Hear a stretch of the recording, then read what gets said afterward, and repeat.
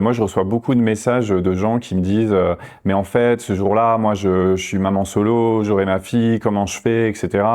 Et bah, moi, je dis bah, parfois, on peut juste pas faire, et c'est normal. Une révolution, enfin, ou en tout cas un mouvement social, c'est jamais la totalité de la population. En fait, beaucoup de gens soutiennent un mouvement social par procuration, soit par des encouragements, des partages sur les réseaux sociaux, éventuellement donner à des caisses de gaffe quand il y en a, en parler autour de soi. Enfin, il y a d'autres façons plutôt que de s'engager directement dans l'action, ce qui a un coût, ce qui présente un risque. On sait que face à la violence policière, certains et certaines sont plus exposés que d'autres, évidemment.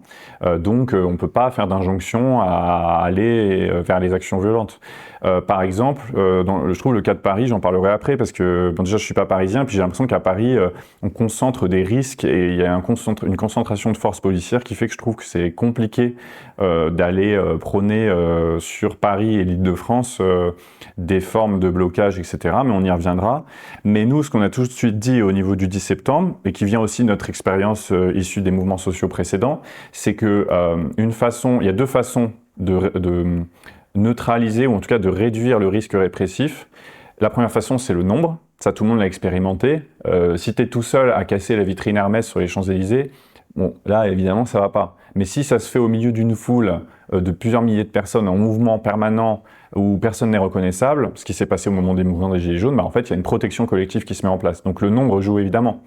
Donc concrètement, par exemple, moi, sur les actions dans ma ville, on s'est dit, nous, on va procéder par étapes. On va voir combien on est, à telle heure, et en fonction, comme dans un jeu vidéo, quoi, tu as de plus en plus de ressources, et tu te dis, bah voilà, il y a plusieurs objectifs possibles.